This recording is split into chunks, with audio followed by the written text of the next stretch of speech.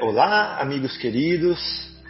É um prazer, novamente, é uma alegria muito grande estar aqui com vocês no programa Momentos Espirituais, na Rádio Capela FM 105,9 de Vinhedo.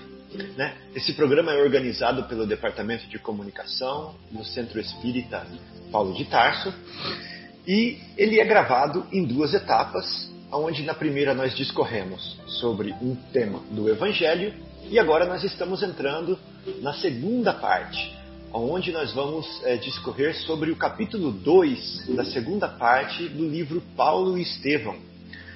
E o capítulo se chama O Tecelão.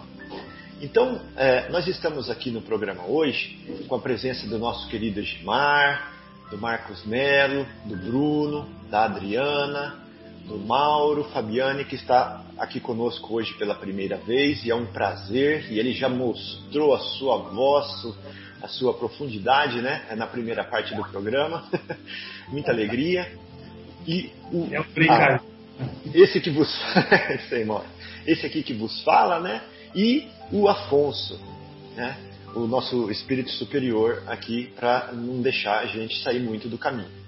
Então, eu gostaria de aproveitar e pedir para ele próprio, o Afonso, para nos brindar com relembrando um pouquinho do último capítulo e aonde que nós paramos, para começarmos o estudo de hoje. Afonso, você poderia fazer essa pequena introdução para a gente? Com prazer. Então, nós estamos no segundo capítulo e a continuidade do primeiro capítulo, que é no deserto.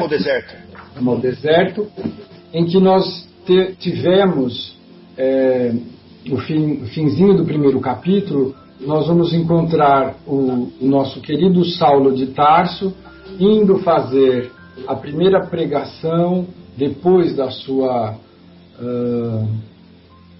estrada de Damasco, depois do encontro com Jesus, que faz com que ele tenha uma guinada de 180 graus no rumo das suas atividades. Na minha opinião pessoal, quando ele reconecta com a finalidade desta encarnação dele, que era a de promover a doutrina do Mestre Jesus, e ele fica ansioso por partilhar aquilo, como todos nós, quando nós ficamos muito apaixonados por um novo ponto de vista, uma nova ideia, nós queremos compartilhar, porque a grande preciosidade, a riqueza do conhecimento é partilhar.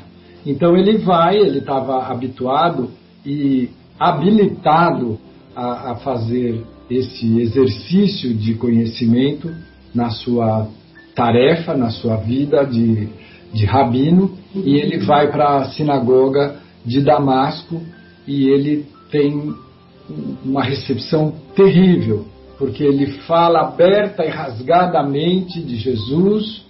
Os ouvintes, metade achavam que ele estava louco, a outra metade achava que ele estava doente, ou seja, ninguém acolheu as palavras daquele jovem que era considerado o orgulho da raça.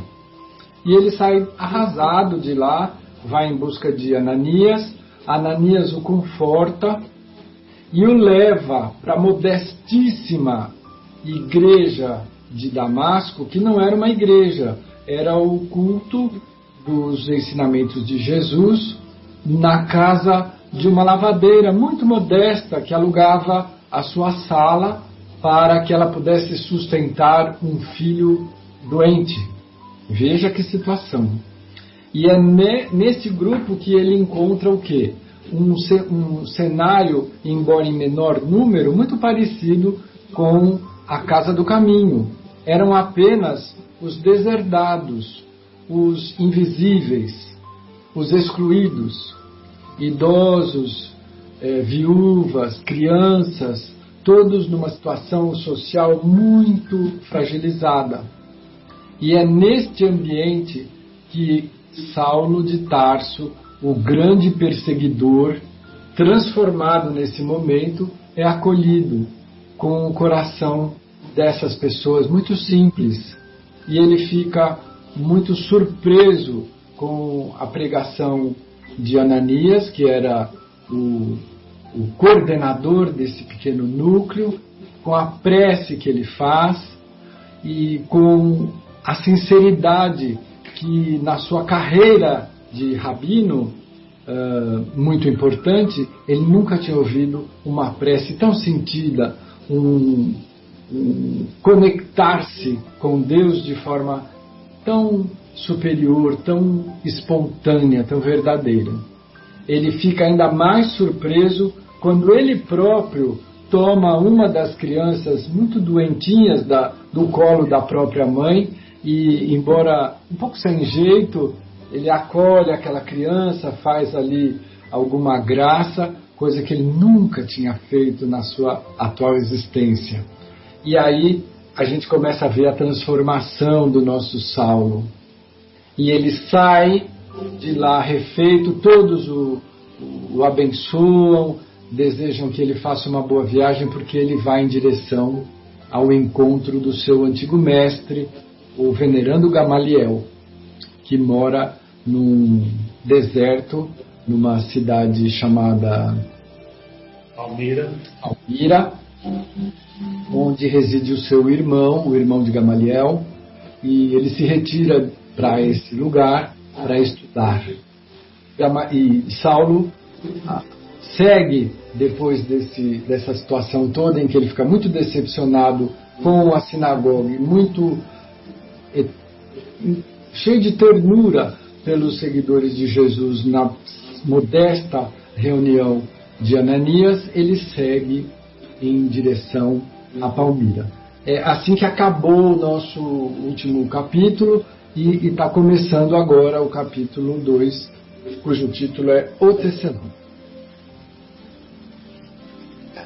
Muito obrigado, viu, Afonso, por essa introdução.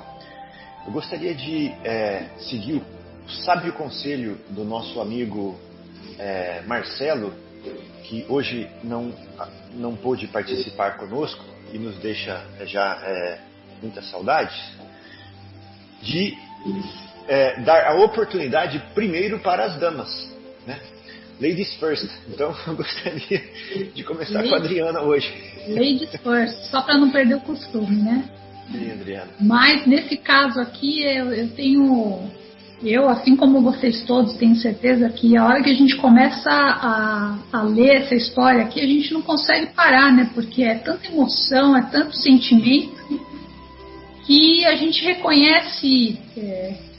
Na primeira parte a gente falou, né? A gente fala daquilo que o coração está cheio. Todos esses sentimentos que se passam aqui, sem exceção nenhum, a gente desconhece. Todos a gente conhece. Então, é bem emocionante, porque a gente se reconhece em cada passo, em cada tropeço, em cada desprezo, em cada abraço. A gente se reconhece aqui, como também o Saulo,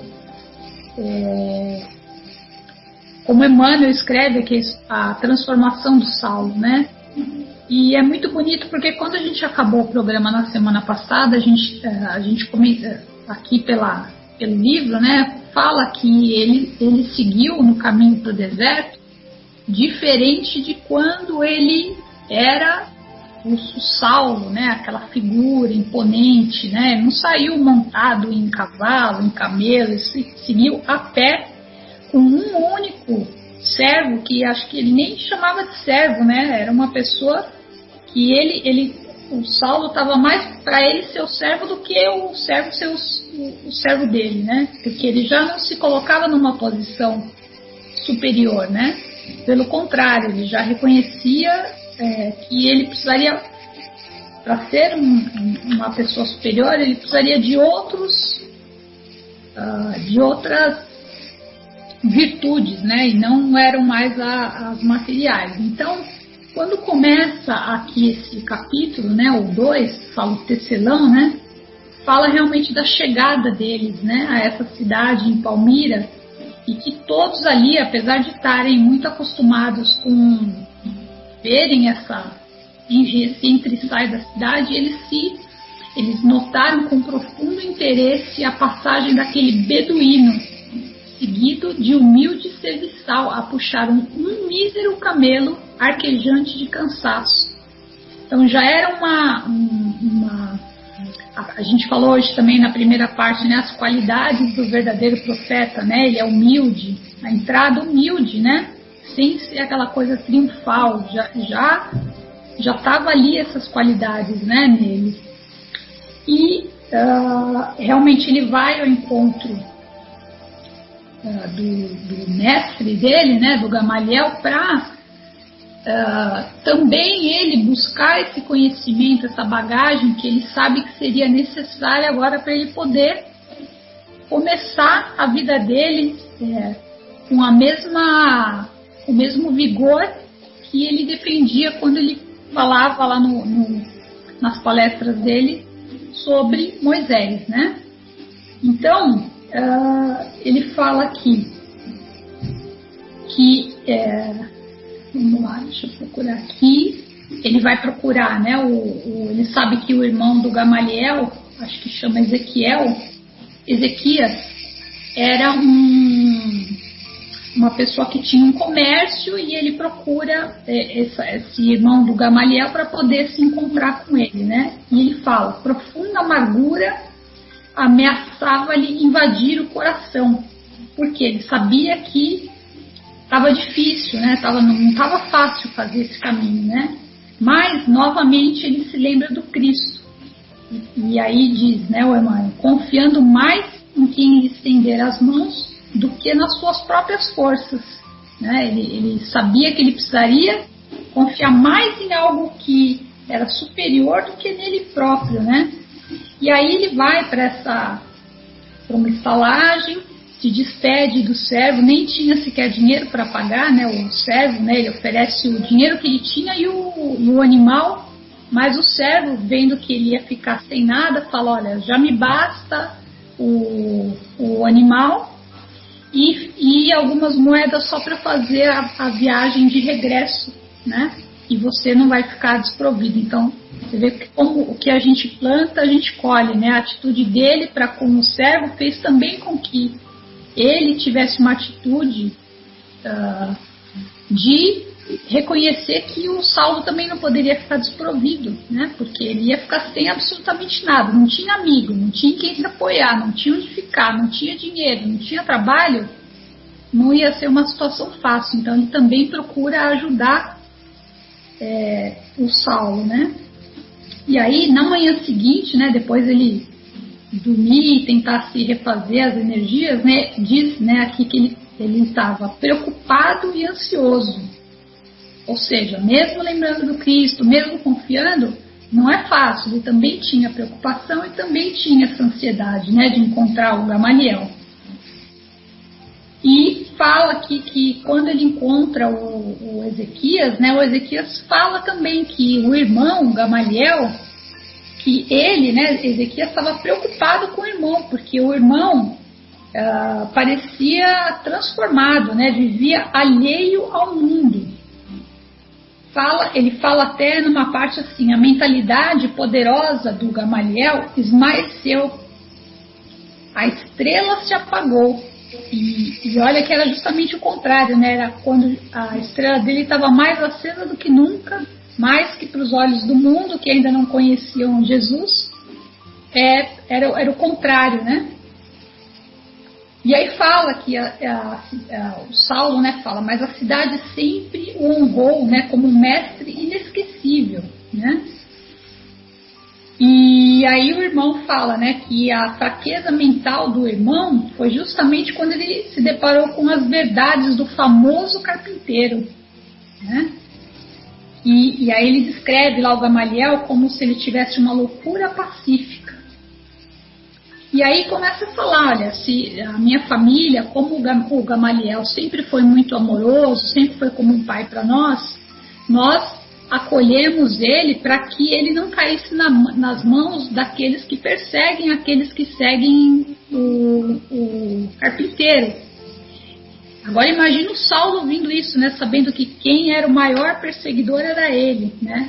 Ou seja, nessa hora ele começa a sentir de novo aquele aperto no coração, né? E aquele mal-estar, né? O Emmanuel coloca aqui, né? Saulo sentiu um mal-estar, porque ele sabia que muito daquilo foi ele que motivou toda essa situação, né? Ele botava mais lenha na fogueira e tudo aquilo que já tinha acontecido. E então, finalmente, né, o Saulo se encontra com o Gamaliel. E aí tem lá uma parte que fala, né, profundamente abatido, que o Gamaliel estava profundamente abatido. Lembra que quando o Saulo também encontrou finalmente com a Abigail, como que ela estava? Também estava abatida, né? Eu lembrei dessa parte aí também. E aí ele fala, né, sobre as revelações na porta de Damasco, conta aquilo que se passou com ele para o Gamaliel. E aí tem a descrição do Gamaliel, né, falando indivisível espanto. Ou seja, indivisível, né, é alguma coisa que não pode ser traduzida em palavras, né? Fala que o Gamaliel rorejavam lágrimas de emoção que não chegavam a cair. Acho que rorejavam era encher o olho de água, né?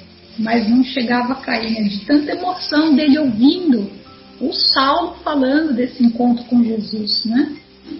E enchia-o de profundo consolo. O Gamaliel, ao ouvir o Saulo, ficava cheio de consolo, porque aí tinha chegado a confirmação para ele, né, de que ele não havia aceitado em vão aquele Cristo sábio e amoroso e incompreendido pelos colegas, né? E aí Gamaliel fala: Jesus dignou-se a estender as mãos amorosa ao teu espírito dedicado. Então ele já reconhecia outra característica do Saulo, né? Espírito dedicado. E aí fala que a visão de Damasco bastará para a consagração da tua existência inteira ao amor do Mestre. Quer dizer, ele já sabia aquilo que o Saulo já tinha prometido para ele mesmo, né? Ele falou assim: eu vou dedicar todos os dias da minha vida até o fim consagrando o Mestre. E fala, né, que é chegada a hora de trabalhar para quem é maior do que Moisés. Então, olha o Gamaliel lá sendo o instrutor, mais uma vez, do Saulo, né? Conduzindo ele, ou seja, realmente era o mestre querido dele, né? Uma pessoa que conseguia entender e saber que ele precisava dessa orientação. E não é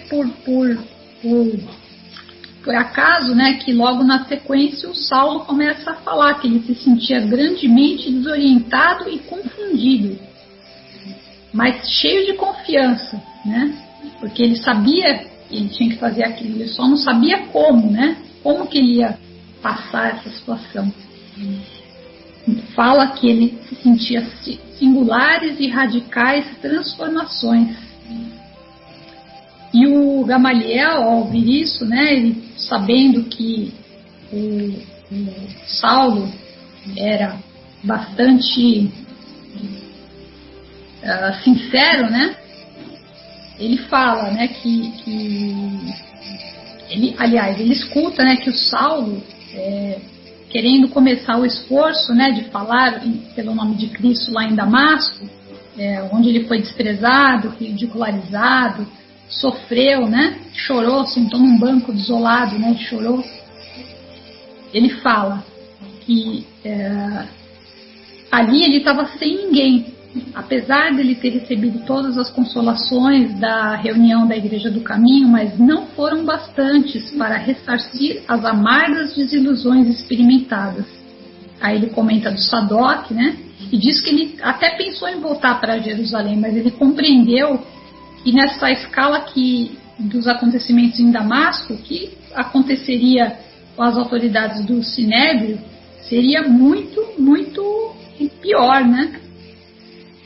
E agora que ele já não podia exercer a profissão de rabino, né, porque seria mentir para si mesmo, né, sem trabalho, num labirinto de questões sem solução, sem o auxílio de um coração mais experiente do que o dele, ele fala que decidiu ir ao encontro do Gamaliel.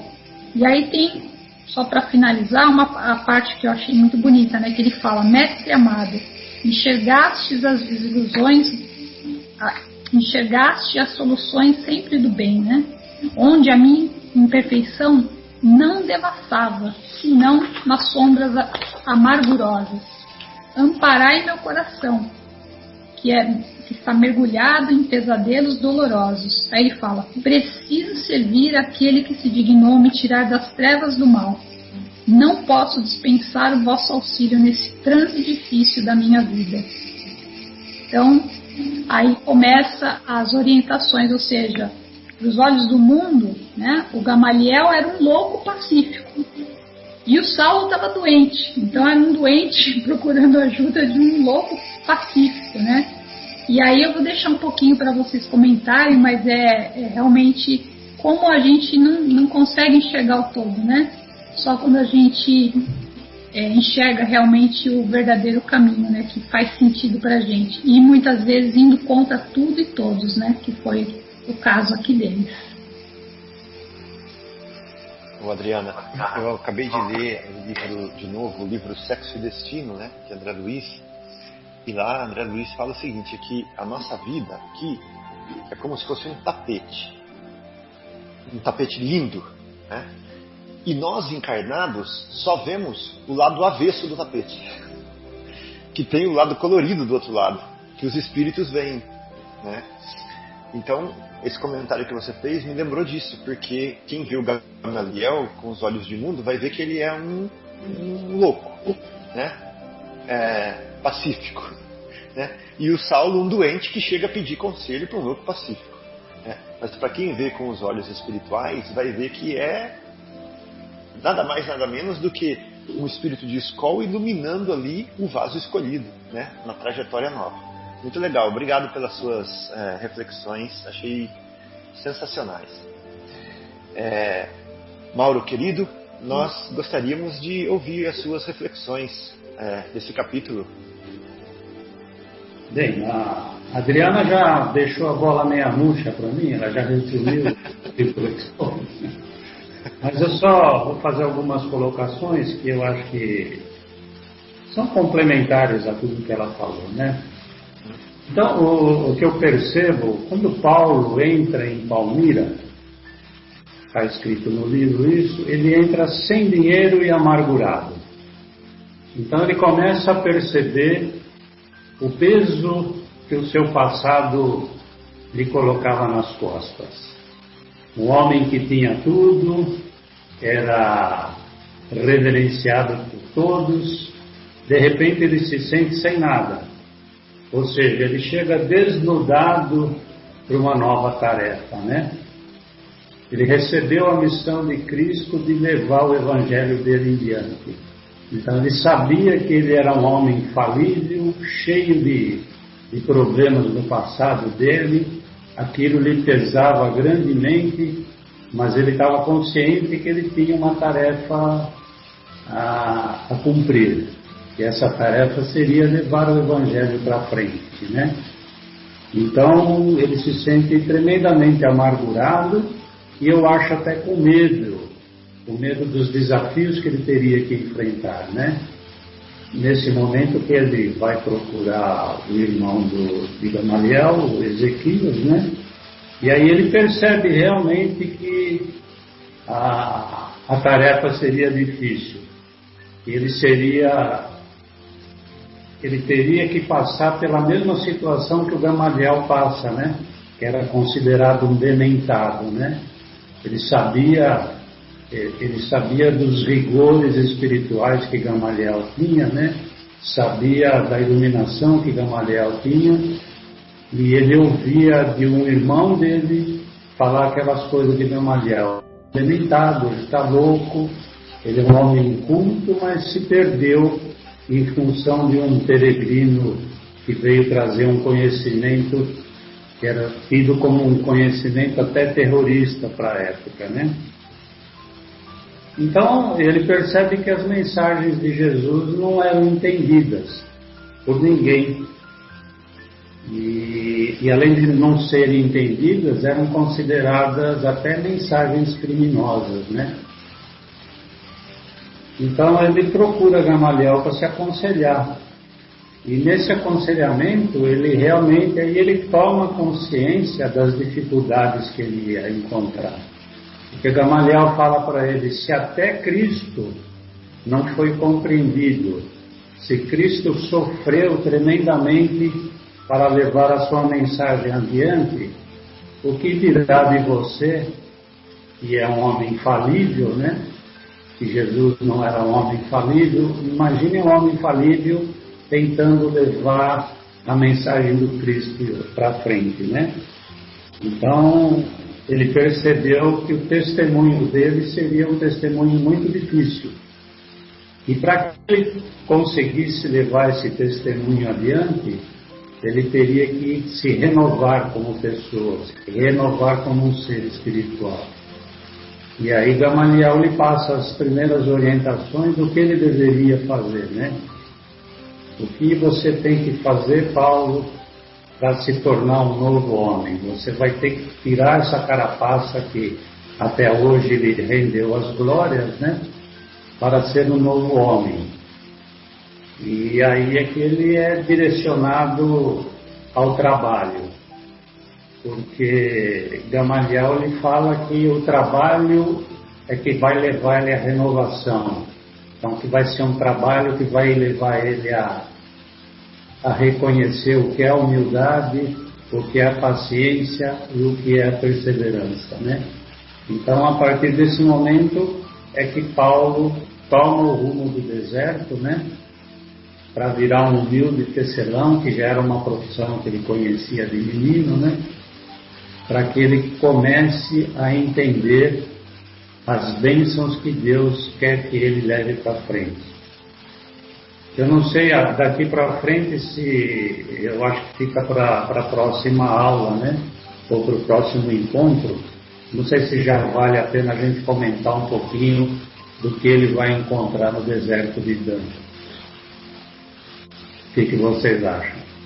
Eu acho que esse comentário que você fez já é bastante profundo, né?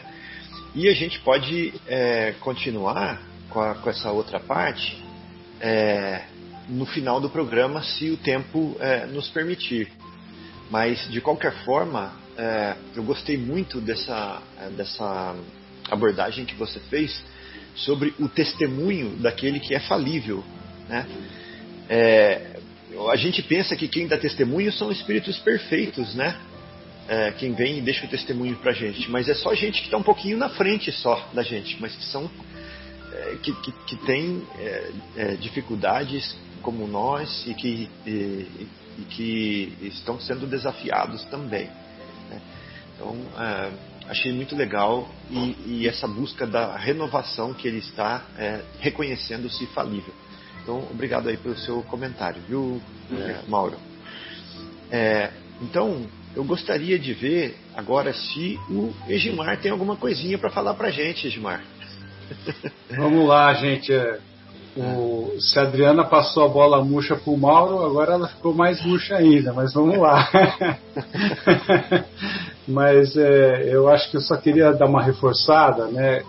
Que logo na entrada do Saulo lá, a gente, quando ele entra em Palmira, né, apesar das amarguras e dúvidas, a gente percebe que ele já é uma pessoa completamente transformada, né, porque ele já age, né, de uma forma diferente, né.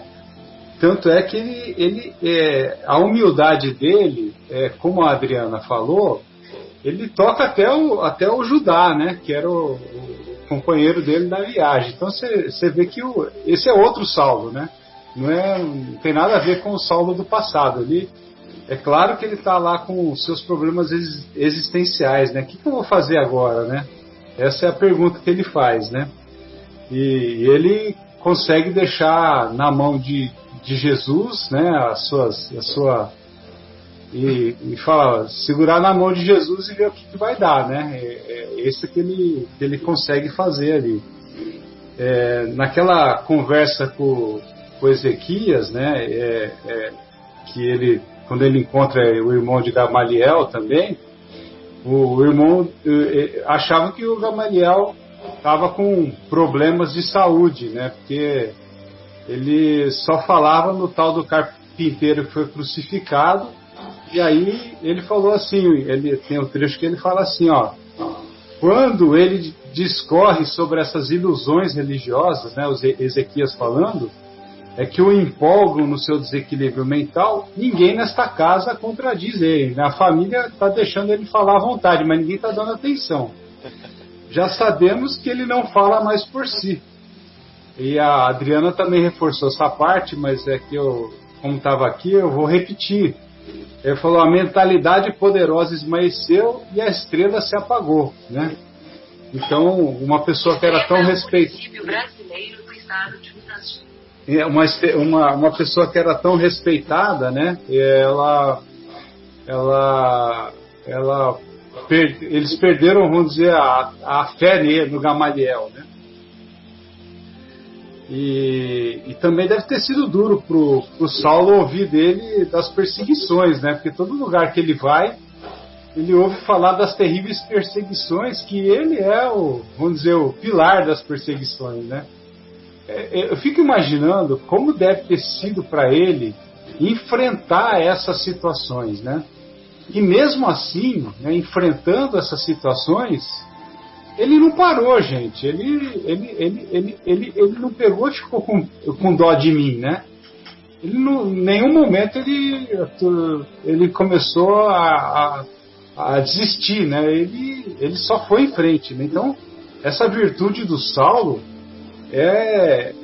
tem que ser um espelho para a gente, né? Porque quando a gente se encontra em dificuldade ou enxerga os nossos próprios erros, a gente começa a potencializar a culpa na gente, né? Em vez da gente se utilizar do auto-perdão, né? Então, essa é uma coisa que realmente é inspiradora para a gente, né? E uma parte que também me tocou bastante, né? Que quando o Gamaliel fala para ele, depois que o Saulo encontra o Gamaliel, que ele fala que ele não havia aceitado em vão aquele Cristo sábio e amoroso, né, incompreendido dos colegas, né? O Gamaliel fala, puxa, né? O Saulo está aqui, o Saulo que era o maior defensor de Moisés está aqui, então só está referendando aquilo que que o próprio Gamaliel tinha entendido como o caminho, né? E aí ele falou, Saulo, meu filho, bem sabia que não me enganava a respeito do Salvador, que tão profundamente me falou a velhice, por intermédio da luz espiritual do seu evangelho de redenção. Jesus dignou-se estender as mãos amorosas a teu espírito dedicado. E aí eu vou repetir de novo, viu, Adriana? Porque você falou esse pedaço, mas eu acho que é um pedaço muito marcante, né? A visão de Damasco bastará para a consagração de tua existência inteira ao amor do Messias. É verdade que muito trabalhaste pela lei de Moisés, sem hesitar na adoção de medidas extremas na sua defesa. Entretanto, é chegado o momento de trabalhares por quem é maior a Moisés. Essa parte, apesar da Adriana ter falado, é uma parte que realmente me marcou nessa passagem aqui, e eu entendi que era interessante dar uma repassada. Bom, eu acho que eu vou parar por aqui, porque acho que a gente está com o tempo também um pouquinho apertado, né? Eu vou passar a bola de volta, então. Muito obrigado, Gilmar. Como sempre, muito profundo, né? Gostei particularmente da parte onde você compara a culpa com o sentimento de culpa que a maioria de nós entramos, né, quando temos o espinho na carne, né, igual o de Paulo de Tarso, e ele, com o espinho e tudo, ele seguiu consertando tudo, né, não parou.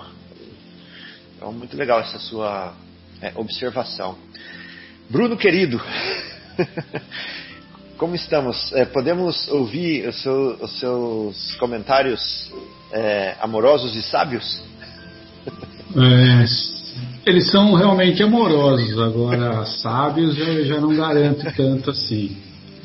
Mas, acho que a bola voltou a voltou a encher de novo, porque era exatamente isso que eu queria trazer para a reflexão, né? O que o Egimar falou, né?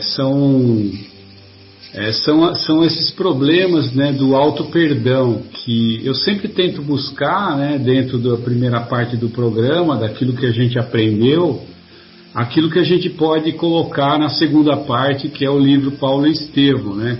Onde que a gente pode tirar os ensinamentos que a gente buscou lá no Evangelho segundo o Espiritismo dentro dessa obra, né?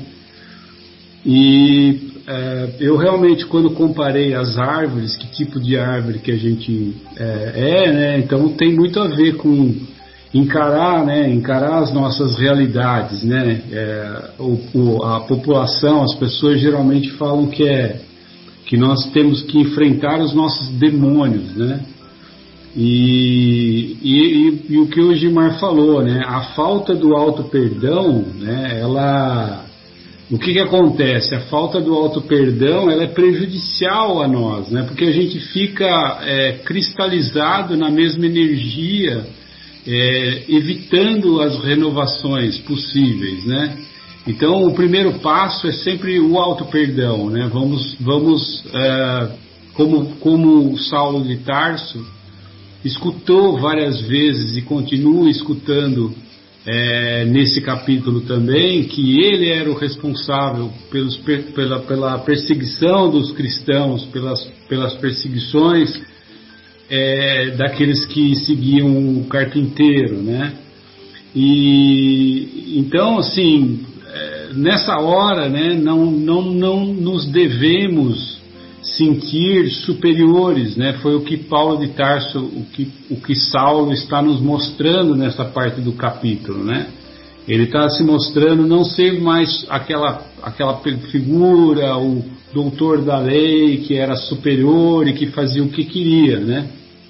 E isso, relacionado com a primeira parte do programa, volto a dizer, não nos faz bem não encararmos os nossos problemas, não nos faz bem não encararmos as nossas dificuldades e os nossos sentimentos que ainda vêm do nosso lado de sombras, né? Temos que encarar, porque quando nós não encaramos, quando a gente foge deles, ou quando a gente se sente superiores, né?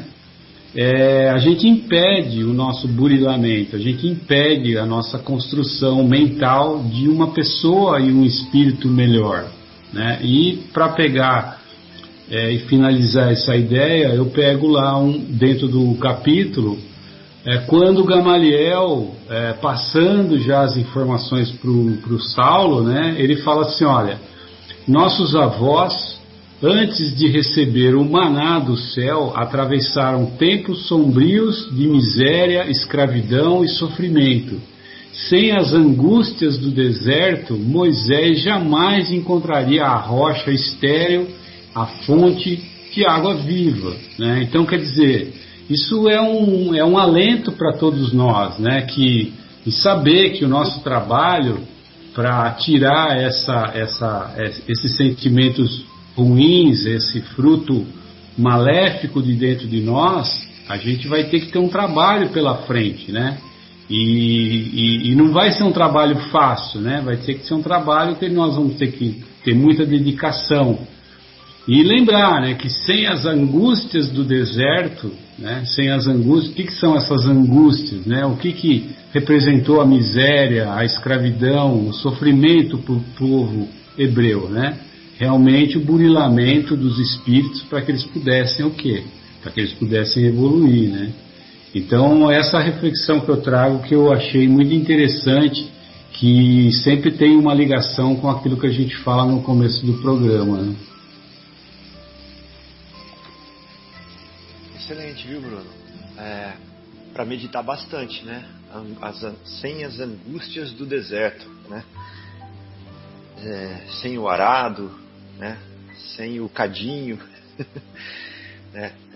A gente não vai conseguir então se burilar ou fazer o ouro se purificar, né? Muito obrigado aí pelas considerações. Afonso, estamos prontos? Preparados? Podemos ouvir a vossa sapiência? eu espero em Deus que usamos a sapiência da espiritualidade superior, que eu seja um mero e simples instrumento.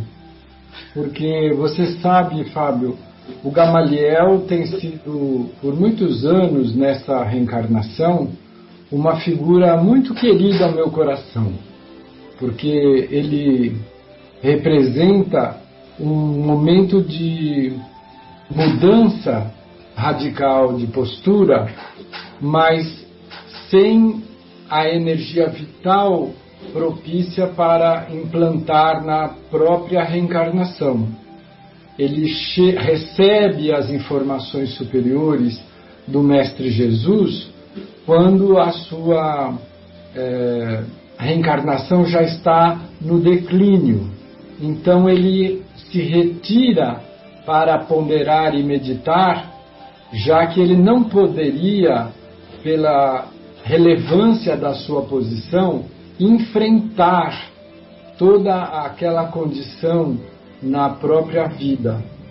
Então eu acho uma figura muito dolorosa, porque ele tem a informação e o conhecimento, a ponderação, a conclusão de uma reencarnação inteira, e ele é obrigado a recolher para suas meditações, e pior, né? Nessa fase da vida, ele volta ao abrigo do irmão mais jovem, que tinha recebido o seu amparo no início da vida, mas que agora ele se submete a ser cuidado por esse irmão e a família, num ambiente muito carinhoso, mas completamente sem crédito. Gamaliel, cheio de conclusões luminosas, é tratado como um louco muito querido.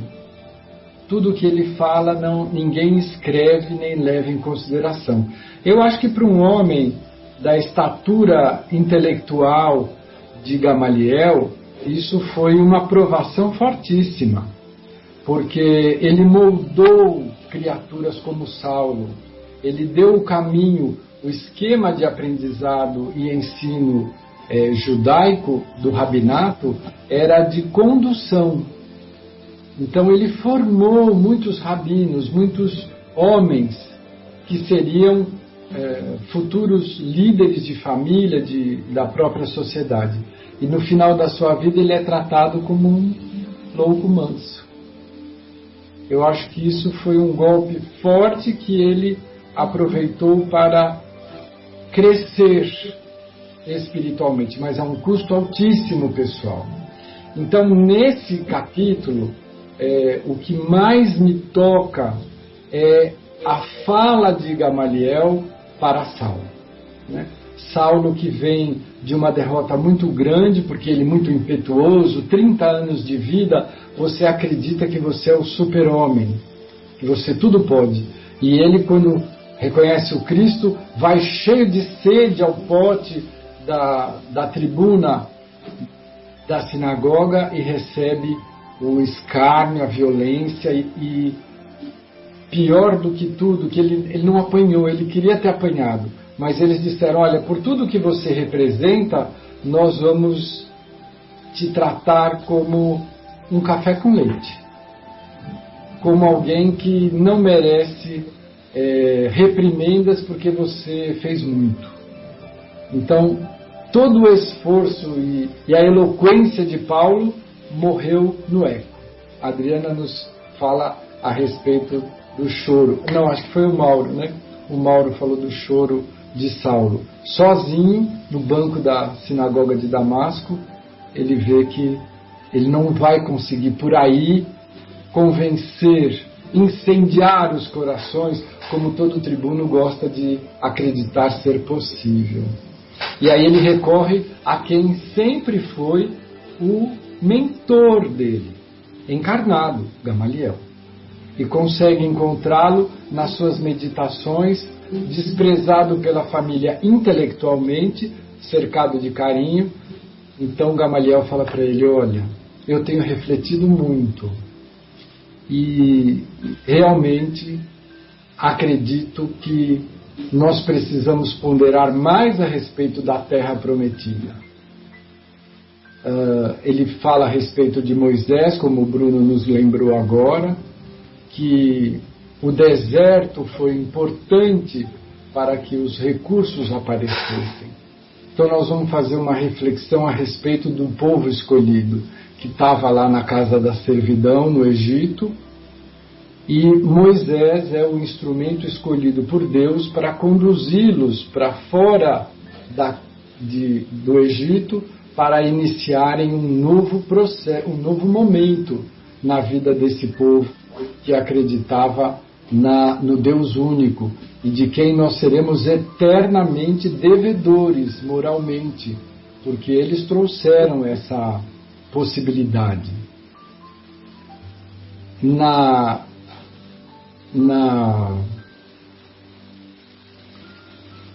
oportunidade de Moisés, dirigido por Deus, ele conduz esse povo pelo deserto para estabelecer-se na chamada Terra Prometida, que ainda precisava ser um elemento material, não havia campo propício para entenderem uma terra espiritual, uma terra prometida espiritual. Então eles esperavam por uma terra prometida material. E é o próprio Gamaliel quem nos fala de duas criaturas que vamos encontrar na Bíblia, que são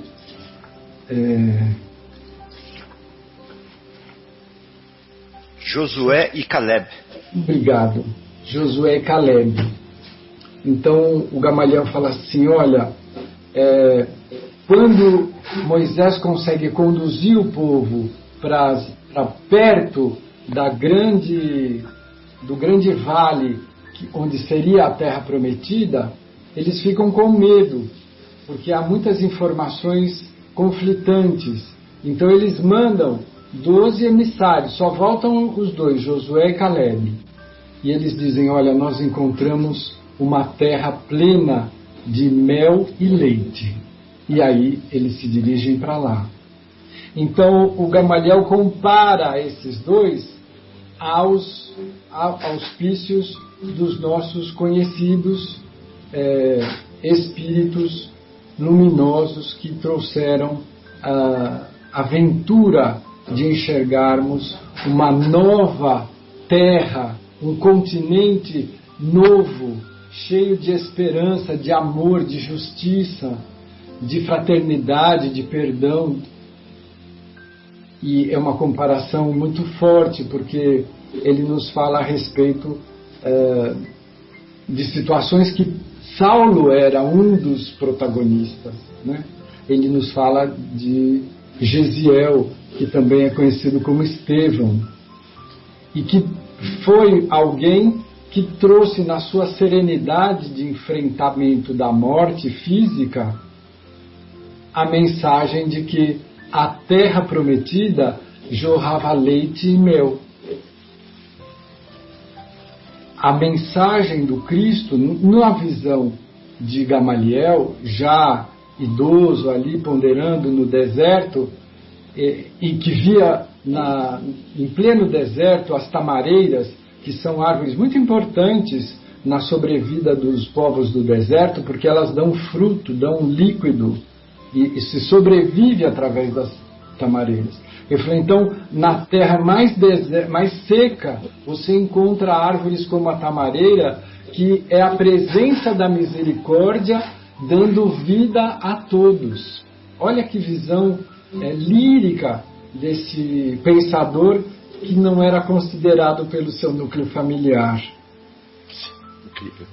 E por aí ele vai dando condições para Saulo entender que ele precisaria se preparar para uma nova vida, para uma nova etapa, uma nova página.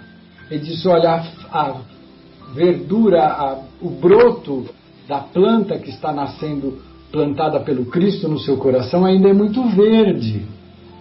Você precisa fortalecê-la para você encarar a nova etapa, que será de muita truculência, Então você não pode ir direto para Israel enfrentar toda a adversidade. Você precisa se preparar, amadurecer para enfrentar. É como nós pegássemos uma árvorezinha e plantássemos essa árvorezinha e já viéssemos com a rede para pendurar. Ela precisa de tempo e crescimento para que ela sustente os embates do caminho.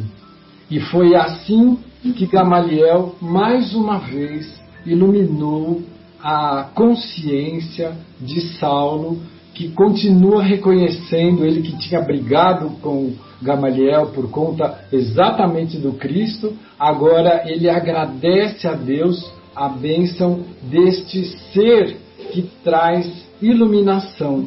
Veja, quando um instrumento divino precisa atingir um objetivo, todas as formas de iluminação, de sugestão, de inspiração são trazidas. Quando nós temos uma tarefa coletiva, como a de Paulo de Tarso, ele recebe todo o auxílio necessário para que ele cumpra a sua tarefa. Ele está sem dinheiro, quebrado, e ele fala, como é que eu vou fazer, Gamaliel? E Gamaliel fala assim, olha, os pais da nossa raça garantem sempre o ensino de uma profissão para os seus filhos. São previdentes. Então você nasceu num berço esplêndido de ouro, recebeu as melhores indicações, veio ao meu rabinato, mas antes disso seu pai te ensinou a ser um simples tecelão. Você tem esse conhecimento. É próprio dos pais da nossa raça. Então você não enfrente de mãos vazias, você vai ao trabalho. Está escrito que nós conquistaremos o pão pelo suor do nosso rosto. O trabalho é digno. E aí nós vamos ler trabalho, não só o trabalho físico e material, mas tudo o que nós conquistamos na nossa jornada de evolução que não tem fim, é através do trabalho. O trabalho interno, o trabalho externo, o trabalho material, o trabalho espiritual, tudo é fruto do trabalho. Não se tira alguma coisa do nada. Tudo tem decorrência do esforço. E isto é ótimo, porque nos tira daquela visão tão encantadora para as nossas distrações, como é o universo do Harry Potter, né? Como a gente se diverte com aquilo, a magia, o elemento fantástico, mas é só distração. Na realidade, nós somos seres que somos consequência das nossas obras. O trabalho para nós é, segundo o Egimar, é o movimento divino da vida. Tudo na criação trabalha. E nós precisamos aprender a valorizar isso e a saber que nós podemos, através do trabalho, o Egimar está corrigindo que o pensamento não é dele, ele está dando crédito, é do Emmanuel. O trabalho é o movimento divino da vida. Tudo que nós precisarmos transformar na nossa vida, nós podemos. Quer transformação mais radical do que de Saulo de Tarso para Paulo de Tarso? O homem que perseguia cristãos, que foi com carta para matar o Ananias, de repente ele vira o beneficiado do Ananias e se socorre do Ananias para chorar as mágoas da sinagoga que o maltratou? Então, o esforço, o Saulo não fala assim, eu vou me matar, eu não quero mais viver, eu matei muito cristão, agora não dá mais. Não, ele falou, onde é que eu faço, onde é que eu empurro para me modificar? E aí a inspiração foi, vai lá falar com o Gamaliel, o teu mentor encarnado. E o Gamaliel fala para ele, você tem que fazer um momento de reflexão, de fortalecimento, de preparação. Você precisa se equipar para esse novo momento. Então você vai fazer isso iniciando no final do capítulo passado, que a nossa querida Adriana comentou, ele sai já de Damasco a pé. Porque Saulo, não sei se vocês lembram, mas ele chega em Damasco numa montaria, cercado de servos, e ele sai de Damasco como um simples beduíno, porque ele sabia que dali para frente ele só poderia contar com as suas próprias forças, e que era importante ele fazer esse movimento. E Gamaliel reforça isso. Você agora tem que se sustentar. Você é capaz de se sustentar e de enfrentar essa nova etapa. Quando você estiver pronto, e ele dá diversos exemplos, né, de vultos que fizeram o mesmo, que levaram um tempo para se preparar para enfrentar o importante da prova. Nós não podemos começar a nossa mudança interior, a nossa reforma íntima, querendo mexer na coisa mais difícil da nossa vida. Nós temos que começar com as coisas menores para ir nos fortalecendo. Eu brinco que é a técnica do gordo comer mingau quente, né? A gente não enfia o colherão no meio do prato que está fervendo, que sai a pele do céu da boca. Como é que eu sei isso? Eu já tentei, deu errado. Então a gente aprende que você vai pelas beiradinhas. Vai pelas beiradas, que é mais frio, até que você vai chegando no centro, que vai esfriando. Então, reforma íntima e trabalho interior se faz pelas beiradas. Nós não podemos enfrentar de cara. Nós temos que dar um certo crédito ao trabalho. E foi dessa forma que Gamaliel conseguiu preparar o espírito de Saulo, que o procurara, para que ele iniciasse um novo momento através da equiparação, do equipar a sua vida completamente diferente. Não seria mais um estudioso da velha lei, mas seria um tecelão que continuaria inspirando, exortando, informando os corações. Notaram que Saulo sempre desejou isso, essa postura de despertar, de contaminar, de contagiar, de envolver.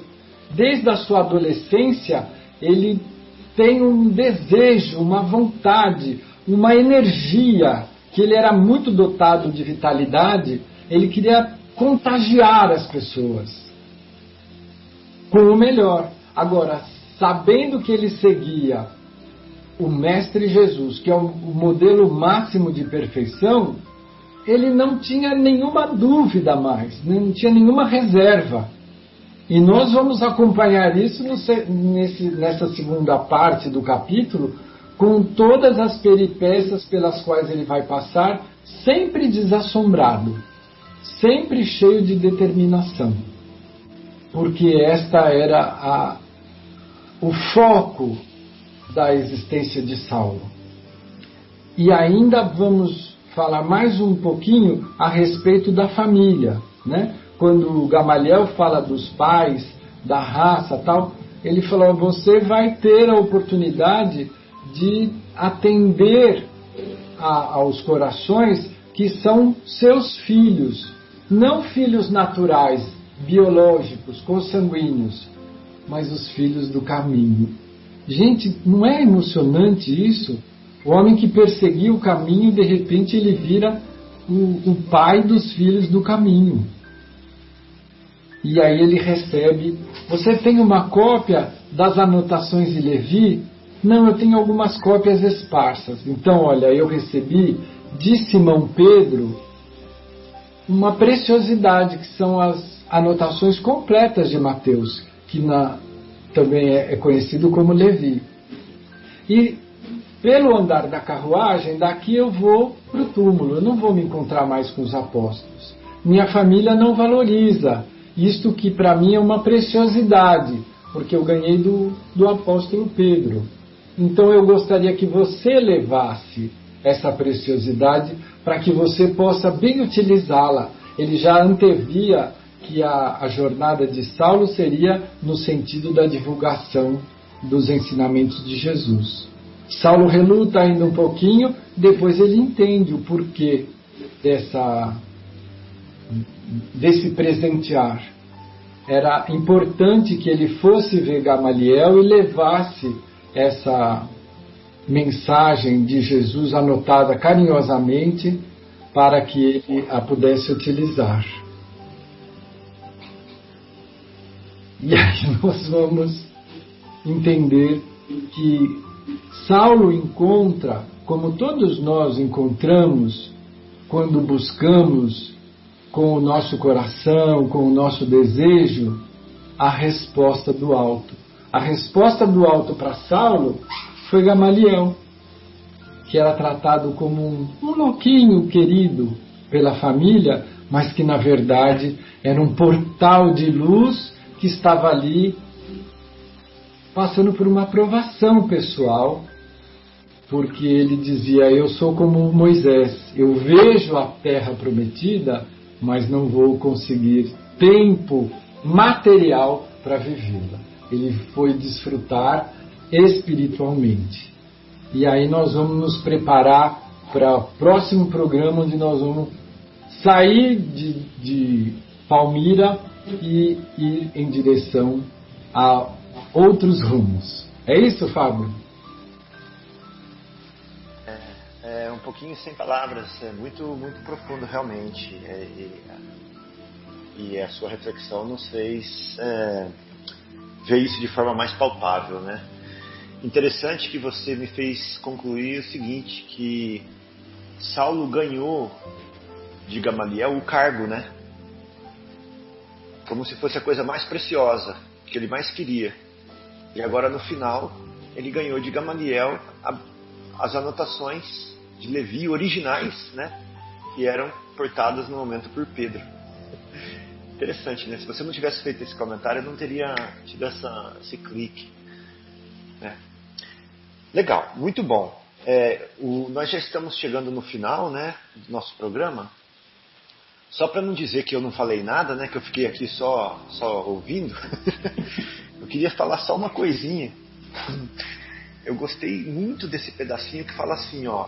O Gamaliel fala assim para o Saulo: podes multiplicar as energias com o adestramento de tuas forças e penetrar o terreno das aspirações do Salvador a nosso respeito. Gente, o que dá para entender disso daqui, ó? Podes multiplicar as energias com o adestramento de tuas forças e penetrar o terreno das aspirações do Salvador a nosso respeito. Quer dizer então que se nós adestrarmos as nossas forças, nós multiplicamos as nossas energias, Afonso? Nós tivemos alguns programas atrás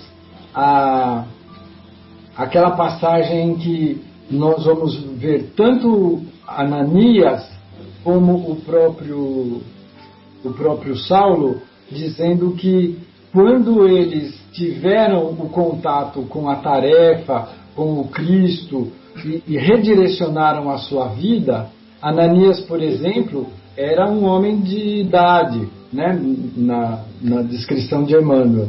E ele diz que ele sentiu um refortalecimento da sua condição. Saulo estava alquebrado, abatido, e quando ele toma o contato com o Cristo, e que ele se programa a servir aquele rumo, aquele caminho, ele se sente agigantado novamente. E nós fizemos um comentário na época que acho que é válido para o seu comentário agora. Quando nós deixamos de lutar com a nossa consciência profunda, aquela que nos diz qual é a nossa programação reencarnatória, nós, deixando de lutar, e isso que eu acho que é adestrar as nossas possibilidades, é deixar de pegar atalhos. Porque a gente vê uma coisa, se interessa, tudo que brilha chama a atenção dos índios que nós somos ainda, né? E aí isso divide a sua vitalidade, a sua possibilidade. Quando você adestra, você foca. Então, olha, o cerne da minha reencarnação, esta reencarnação, porque cada um de nós é um diferente. O cerne desta é aqui. Então, quando eu faço isso, eu deixo de desperdiçar, a energia recrudesce. Eu acho que é por aí. O que vocês acham? Excelente, Afonso. Deixei a bola quicando na área e você, jogou pro gol na hora.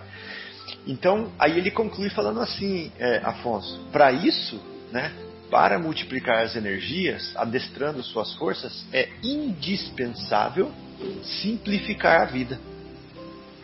Será que isso serve para nós? Recomeçar a luta? Simplificar a vida? Será que isso é tirar do lado tudo aquilo que está distraindo? Para mim, essa frase aqui coroou o momento ali do Gamaliel junto com o Saulo, né? É indispensável simplificar a vida, recomeçar a luta e adestrar as forças e multiplicar as energias. Então é isso aí, pessoal. Se alguém tiver mais algum comentário para fazer, fiquem à vontade, né? Ou se quiser deixar suas despedidas também, fiquem à vontade. De minha parte, muito obrigado a todos e um abraço com muito amor para todos que estão aqui no nosso grupo e para os ouvintes.